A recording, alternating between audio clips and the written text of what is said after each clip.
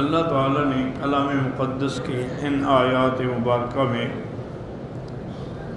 قوم لوط کے اعمال کا ذکر کیا ہے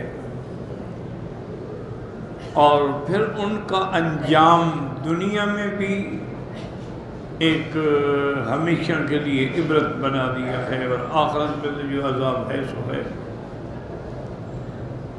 اسی ضمن میں جا اہل المدینہ، وہ شہر کے رہنے والے، اس کو قریہ بھی کہا گیا ہے لیکن مدینہ بھی کہا گیا ہے، آئے اور بڑے خوش ہو کے بھنگڑے ڈالتے ہوئے ناچتے ہوئے آ گئے اور کہا کہ مہمان جو ہیں ہمارے حوالے کر دیں۔ سیدنا لوط علیہ السلام نے فرمایا کہ ہؤلاء ضیفی، یہ میرے مہمان ہیں، مجھے شرمندہ نہ کرو۔ واتقوا اللہ، اللہ سے ڈرو، ولا تخزون، ایسی غلط کام نہ کرو۔ وہ بجائے ہدایت پکڑنے کے انہوں نے آگے جواب کیا دیا، قالوا اولم ننہک عن اللہ، ہم نے نہیں کہا تھا آپ کو کہ لوگوں کو لے کے نہ آیا کریں اپنے گھر میں۔ قال ہؤلاء بناتی، یہ میری لڑکیاں ہیں، اگر لینا چاہتے ہو تو یہ لے لو، لیکن میری مہمانوں کی توہین نہ کرو۔ لعمرک انہم لفی سکرتہم یعمہون، اللہ نے فرمایا میرے محبوب مجھے آپ کی عمر کی قسم ہے، آپ کی زندگی کی قسم ہے، یہ نشے میں اندھے ہو چکے ہیں، اندھے پڑے ہوئے، ان پر اپنے ان گناہوں کا نشہ جو ہے وہ چھایا ہوا ہے۔ پر نتیجہ کیا نکلا کہ فأخذتهم الصیحۃ، صبح صبح ایک چیخ آئی، آواز آئی، سب کے سب جو تھے ختم ہو گئے۔ پھر بھی اللہ نے حکم دیا کہ ان کو اٹھا کے اوپر لے آئیں، فجعلنا عالیہا سافلہا، اوپر لے کے پھر ان کو اوندا گرایا گیا۔ وامطرنا علیہم حجارۃ من سجیل، اور ان پہ ہم نے پھر جہنم کے پکے ہوئے پتھروں کی بارش کر۔ ان فی ذلک لآیات للمتوسمین، ان واقعات میں، متوسمین کہتے ہیں متأملین، غور کرنے والے، ان کی نشانیاں ہیں لیکن ان لوگوں کے لیے جو اس میں غور کرتے ہیں۔ اور یہ تو بڑے واضح راستے پر یہ واقعات ہیں، سب کو نظر آ سکتے ہیں۔ یعنی قریۃ صدوم جو ہے یہ بالکل ایسے مقام پہ ہے کہ سب کو پتہ ہے اس کا۔ ان فی ذلک لآیۃ للمؤمنین، جو کچھ قوم لوط کے ساتھ ہوا ہے کہ اللہ نے ان کو ہلاک کر دیا، ان کو تباہ و برباد کر دیا، ان کی بستیاں بھی الٹ ڈالی گئیں، اور اس کو اور اس کے اہل کو نجات دی، اس میں نشانیاں ہیں مومنین کے لیے۔ اور اسی طرح وَإِنْ كَانَ أَصْحَابُ الْأَيْكَةِ، اصحاب الایکہ کہتے ہیں وہ جھنڈ جو درخت ایک دوسرے سے ملے ہوئے ہیں، ان کو کہتے ہیں ایکہ۔ انہوں نے بھی ظلم کیا، پھر ہم نے ان سے بھی انتقام لیا، پھر ہم نے ان پر بھی عذاب بھیجا۔ وَإِنَّهُمْ لَبِإِمَامٍ مُبِينٍ، یہ بھی ایک سیدھے راستے پر تھے، یعنی سب کو معلوم تھا کہ یہ ان کا قریہ ہے اور یہ ان کی جگہ ہے، لیکن اللہ کا ان پہ عذاب آ گیا۔ اب سمجھیں ان آیات مبارکہ میں پہلی بات تو یہ سمجھیں کہ سنت اللہ ہے کہ اللہ تعالی کافروں کو محض کافر ہونے کے بنا پہ سزا نہیں دیتے۔ ایک مسئلہ یاد رکھیں، اللہ نے قرآن نازل کر دیا، پیغمبر بھیج دیا، بتلا دیا کہ جو چاہے مان لے اور جو چاہے نہ لے، فَمَن شَاءَ مِنْكُمْ فَلْيُؤْمِنْ وَمَن شَاءَ فَلْيَكْفُرْ۔ نظام خداوندی یہ ہے کہ عذاب، سزا، جزا یہ سب قیامت میں ہو۔ دنیا میں کافر کو اس بات کے کہ وہ کافر ہلاک کر دیا جائے ایسا اللہ نہیں کرتے، صرف ان کافر قوموں کو برباد کیا جاتا ہے جو کفر کے ساتھ فسق و فجور میں بھی مبتلا ہو جائیں اور مجرم ہوں، فساد فی الارض کے مرتکب ہوں، ان پر اللہ کا عذاب ہے۔ جیسے قوم عاد پہ آیا، ان کو بھی ناز تھا اپنی طاقت پر، اپنی قوت پر. اسی طرح قوم ثمود پہ آیا. تو جب تک وہ قومیں کفر کے ساتھ جرم و فساد میں مبتلا نہیں ہوتی، عذاب نہیں آتا. اللہ تو ان کو بار بار مہلت دیتے ہیں کہ بچ جائیں عذاب سے.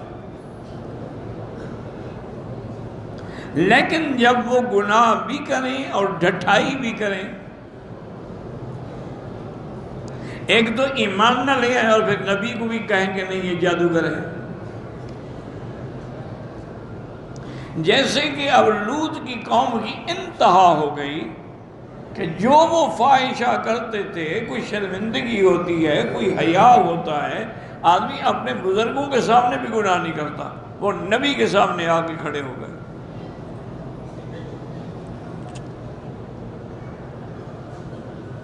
چونکہ ایک محاورہ ہے عرب کا کہ اذا لم تستحی فاصنع ما شئت، جب حیا نہ رہے پر جو مرضی ہے کرو. جب حیا ہی نہیں ہوگا تو کون روکے گا؟ تو یہ جرت کی انتہا ہے کہ گناہ کریں اور اللہ کے نبی کے سامنے آ کے کھڑے ہو جائیں گے جی آپ یہ لڑکے ہمارے حوالے کریں.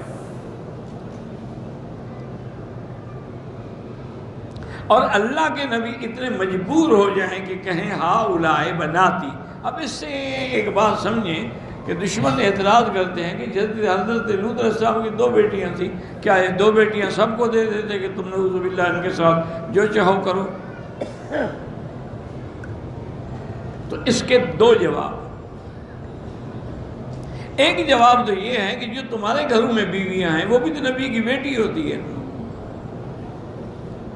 تو تمہارے گھروں میں جو بیویاں ہیں وہ بھی میری بیٹیاں ہیں، تم ان سے فائدہ اٹھاؤ. اور ایک جواب یہ ہے کہ آدمی تنگ آ کے کہتا ہے کہ بھائی میرے پاس تو اور کچھ نہیں ہے، لڑکیاں میں دے سکتا ہوں. اس کا معنی یہ نہیں کہ سب کو دے دوں گا. یہاں تو ذکر نہیں ہے، لیکن دوسری آیات میں ذکر ہے کہ لوط علیہ السلام سے کہنے لگے ما لنا فی بناتک من حق وانک لتعلم ما نرید. ہمیں لڑکیوں سے تو واسطہ ہی کوئی نہیں، ہمیں تو لڑکیوں کے ساتھ تعلق میں تو پسند ہی نہیں. اور آپ یہ بھی جانتے ہیں کہ ہم کیا کرتے ہیں. اچھا، اس قوم کے کیا گناہ تھے یاد رکھو. ایک گناہ تو یہی تھا نا کہ یہ لڑکوں کے ساتھ بدفعلی کرتے تھے، اور دوسرا گناہ یہ تھا کہ وَتَأْتُونَ فِي نَادِيكُمُ الْمُنْكَرَ، مجلس کے اندر ان کے جو بنے ہوئے تھے اور اس میں سب ایک دوسرے کے ساتھ بدفعلی کرتے تھے، دیکھ رہے ہوتے تھے.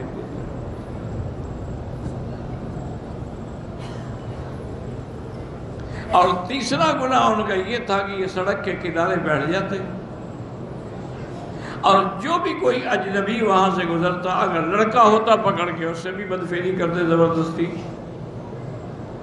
اور اگر کوئی بوڑھا ہوتا تو اس کو کنکریاں مارتے، ذلیل کرتے، اس کا سامان چھین لیتے، ان کو بھگا دیتے. اور چوتھا گناہ ان کے اندر یہ بھی تھا کہ وہ مرد ہو کر بھی عورتوں والا لباس پہنتے تھے اور عورتوں کی طرح ہی چلتے تھے، عورتوں کی طرح ناز انداز سے اٹھنا بیٹھنا چلنا. یہ بھی ان میں بیماری تھی. یہ ساری بیماریاں کٹھی ہو گئیں. اللہ پاک معاف کرے، میرے آقا کی صحیح حدیث ہے، آپ نے فرمایا کہ میری امت بھی ہر وہ گناہ کرے گی جو پہلی امتوں نے کیا. اگر پہلی امتوں میں سے کسی نے نعوذ باللہ ساس سے یا ماں سے زنا کیا، میری امت میں بھی ہوگا. کسی پہلی امتوں نے وضع غیر فطری کی ہے لڑکوں سے یا عورتوں سے، میری امت میں بھی یہ بلا آئے گا. اسی لیے حضور نے فرمایا لعن اللہ المشبہین والمتشبہات، اللہ ان مردوں پر بھی لعنت کرے کہ مرد ہو کے عورتوں کے کپڑے پہنے، اور اللہ ان عورتوں پر بھی لعنت کرے کہ عورتیں ہو کر مردانہ کپڑے پہنے۔ اب ایمان سے خدا کے گھر میں بیٹھے ہو، غور کرو، یہ سب کچھ نہیں ہو رہا ہمارے سامنے۔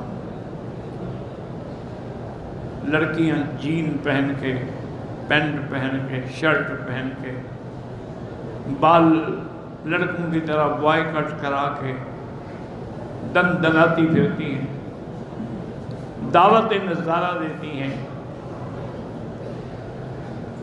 اور کتنے مرد ہیں دیکھیں ان کا لباس جو ہے بالکل وہی رنگین کپڑے، ایسے کپڑے جو عورتیں پہنتی ہیں، اسی کے شرٹ ہیں، اسی کے قمیض ہیں، یعنی جو میرے آقا نے فرمایا بالکل حق ہے، ہمارے سامنے ہے۔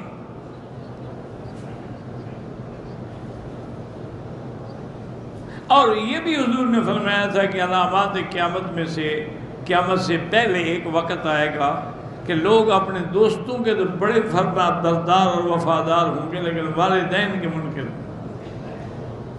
نافرمان ہوں گے۔ دیکھ لیں ہو رہا ہے کہ نہیں؟ دوستوں کے ساتھ تو بڑی قربانیاں ہیں، اور جی دوستی پالنی ہے نا، اگر دوستی جو ہے قربانی تو دینی پڑتی ہے، ماں باپ کے لیے کچھ نہیں۔ اب جب جرائم حد سے بڑھ جاتے ہیں، ہر چیز حدود سے نکل جاتی ہے، تو پھر اللہ کا عذاب آ جاتا ہے۔ اب اس میں دو باتیں ہیں جو سمجھنے والی ہیں کہ فَأَخَذَتْهُمُ الصَّيْحَةُ، صیحہ کہتے ہیں ایک ایسی چیخ، ایسی آواز کہ اتنی زور سے نکلے کہ کان میں پردے پھٹ جائیں۔ سورج کے نکلنے کے ساتھ ہی حضرت جبریل نے اللہ کے حکم سے آواز۔ اچھا، دوسرا یہ ہے کہ ان کی بستیوں کو اٹھا کے آسمان کی طرف لے کے پھر اوندا کیا، تو معنی یہ ہے کہ دونوں عذاب آئے، پہلے صیحہ کا عذاب آیا، اس کے بعد اللہ کے حکم سے حضرت جبریل نے ان کی بستیوں کو اٹھا لیا۔ تو اللہ نے فرشتوں کو اتنی طاقت دی ہوتی ہے کہ انہوں نے اپنے پر کے کنارے پر ساری بستیاں اٹھا لی اور آسمان تک لے گئے۔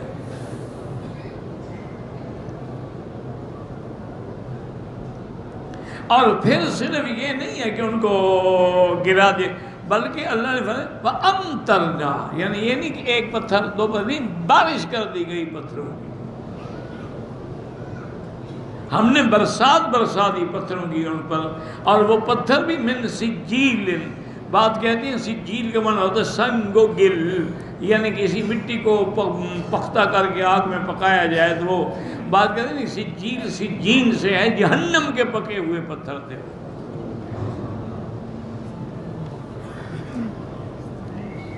اور ایک بات یہ بھی ہے کہ اس کے اندر اللہ تعالیٰ نے فرمایا کہ لَأَمْرُكَ، مجھے محمد مدنی تیری حیاتی کی قسم، تیری زندگی کی قسم، اور یہ قسم اللہ نے حضور کے بغیر کسی کے لیے نہیں کھائی۔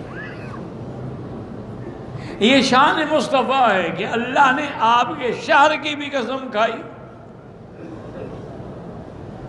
لا اقسم بهذا البلد وانت حل بهذا البلد، اللہ نے فرمایا قسم کھاتا ہوں میں اس شہر کی جس میں آپ رہتے ہیں۔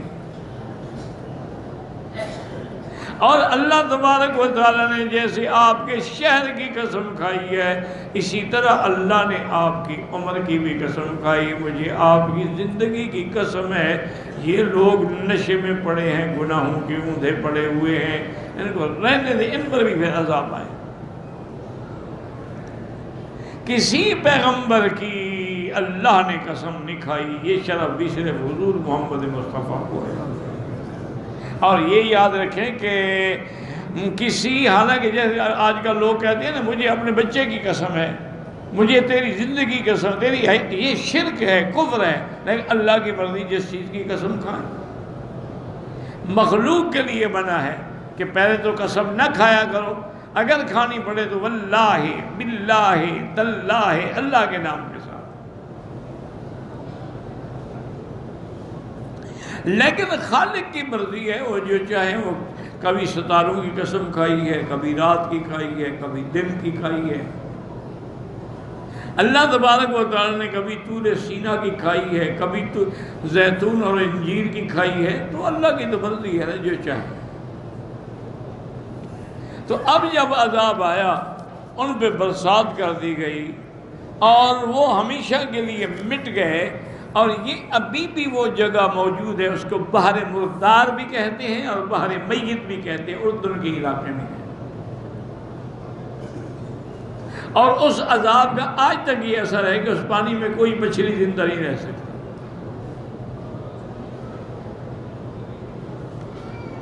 اس کے بعد پھر اللہ نے اختصار سے ذکر کیا کہ اصحاب الایکہ جو تھے نا وہ بھی بڑے ظالم تھے، ان نے بھی اپنی جان پہ ظلم کیا اور وہ بھی بڑے راستے پہ بیٹھے ہوئے تھے. اور ان کا گناہ کیا تھا؟ وہ تول ماب میں کھوٹ کرتے تھے. جیسے قوم شعیب جو ہے ان کو پیغمبر نے سمجھایا کہ لا تنقصوا المکیال والمیزان. پیغمبر نے سمجھایا کہ اللہ کا حکم ہے اوفوا الکیل والمیزان. اللہ کا حکم ہے کہ ولا تخسروا فی المیزان. کیونکہ جب عدل قائم رہے گا تو دنیا آباد رہے گی. جس چیز میں عدل نہ رہے وہاں پھر آرام نہیں رہ سکتا. باپ بیٹوں میں اور بیٹیوں میں عدل نہ کرے گھر جہنم بن جائے گا. بیٹوں کا حق کھا گیا، ایک کو دے دیا باقی کو نہ دیا، بیٹوں کو دے دیا بیٹیوں کو نہ دیا، دونوں کو دے دیا بیوی کو اس کا حق نہ دیا، تو گھر جہنم ہے. اور اگر وہ عدل کرے کہ سب کو اس کا حق دے تو کوئی جھگڑا ہی نہیں. تو اللہ پاک فرماتے ہیں کہ پھر ان ظالموں سے بھی ہم نے انتقام لیا، ان کو بھی ہم نے ہلاک و برباد کر دیا. یہ قوم لوط کے بعد تھے، اسی لیے ایک دوسری جگہ آتا ہے وَمَا قَوْمُ لُوطٍ مِّنْكُمْ بِبَعِيدٍ. بھئی تم سے دور تو نہیں ہے نا، اس کو دیکھ کے تم برت پکڑ لو. تو اللہ تعالیٰ نے ان آیات میں اس قصے کو بیان فرمایا ہے. اور ایک بات ہمیشہ یاد رکھیں کہ یہ واقعات جب گزر گئے، یعنی قرآن میں نام نہ ہوتا تو آج کوئی جانتا بھی نہ. وجہ کیا ہے؟ وجہ یہ ہے کہ ہم عبرت پکڑیں کہ بھئی اگر ہم نے بھی وہی عمل کیا جو پہلی قوموں نے کیا ہے تو پھر ہم پر بھی یہی عذاب آئے گا. اسی لیے ایک روایت مبارک میں ہے کہ جب کسی ملک میں، کسی شہر میں، کسی بستی میں زنا عام ہو جائے، اللہ اپنی رحمت بارش کو روک دے، وہ برباد ہو جائے. اسی طرح ایک دفعہ میرے آقا نے فرمایا کہ جب قومیں گناہوں میں مبتلا ہو جاتی ہیں اور گناہ عام ہو جائے تو پھر اللہ کے عذاب آ جاتے ہیں جو سب کو اپنی لپیٹ میں لے لیتے ہیں. بی بی عائشہ نے پوچھا حضور اچھے لوگ بھی تو ہوتے ہیں پھر عذاب؟ اور میں ہاں اذا کثر فیکم الخبث، جب زنا اور فاحشہ عام ہو جائے سب کو عذاب پکڑ لیتا ہے. پھر قبر سے جب اٹھے گا تو اپنے عمل کے مطابق اٹھے گا. تو آج دیکھ لیں کون سا گناہ ہے، کون سی بے حیائی ہے، کون سی نافرمانی ہے کہ جو اس ملک میں اور حضور کی امت میں نہیں ہو رہی. یہودیوں کو تو لعنت بھیجو، ان کا کیا ہے، وہ تو ویسے ہی کافر ہے نا جی. یہود و نصارہ کو آپ لعنت بھیجے، ہندو ہیں یہودی ہیں کچھ ہے، ان کا کیا، وہ تو کافر ہے. مسلمانوں میں دیکھیں کیا نہیں ہو رہا. ایسے ایسے جرائم سر انجام دیے جا رہے ہیں کہ جن کا کوئی تصور بھی نہیں کر سکتا. بہرحال دعا کریں اللہ عالم اسلام پہ رحمت فرمائے اور اللہ ہمارے گناہ معاف کرے اور اللہ تبارک و تعالی جنت بھی ہمیں بغیر حساب کے عطا فرمائے. ایک دفعہ حضور میرے آقا رحمت دو جہاں محبوب دو عالم نماز پڑھ رہے تھے، فارغ ہوئے تو ساتھ ایک بدو بیٹھا تھا، اس نے بھی نماز پڑھی، عربی تھا. نماز کے بعد نے دعا کی اللہم خلقتنی مجانا ورزقتنی مجانا ادخلنی الجنت مجانا، یا اللہ تو نے مجھے مفت پیدا کیا ہے، میرے پیسے تو نہیں لگے نا بھئی، اگر کوئی خرچہ بھی ہوا ہوگا تو ماں باپ کا ہوگا نا، اس کا تو نہیں ہونا۔ وَرَزَقْتَنِي مَجَّانًا، اور رزق کے لیے اہم چیز ہے پانی اور ہوا، وہ بھی آپ نے مجھے مفت دی، اب جنت بھی مفت دے تو رگڑا کیا لگواتے ہیں۔ حضور پاک بڑے خوش ہیں، اور میں دیکھو اس کے دل سے دعا نکلی، اصل دعا ہوتی ہی وہی ہے کہ جو دل سے نکلے وہ اثر کرتی ہے، اور وہ دعائیں کبھی خالی نہیں جاتی۔ یہی وجہ تھی کہ اللہ والوں کی دعائیں کیوں منظور ہوتی ہیں، کہ ان کا دل ہر وقت ذکر میں ہے، فکر میں ہے، اللہ کی یاد میں ہے، گناہوں سے بچا ہوا ہے، نظر محفوظ ہے، قلب محفوظ ہے، فرج محفوظ ہے، جب پھر دعا کرتے ہیں تو وہ خالی نہیں جاتا۔ لیکن ہم تو وہی دعا مانگیں جو حضور نے سکھلائی ہے کہ اللہم انا نسألک العفو والعافیہ، کہ اللہ ہمیں معافی بھی عطا فرما اور صحت بھی عطا فرما۔ واللہ اعلم۔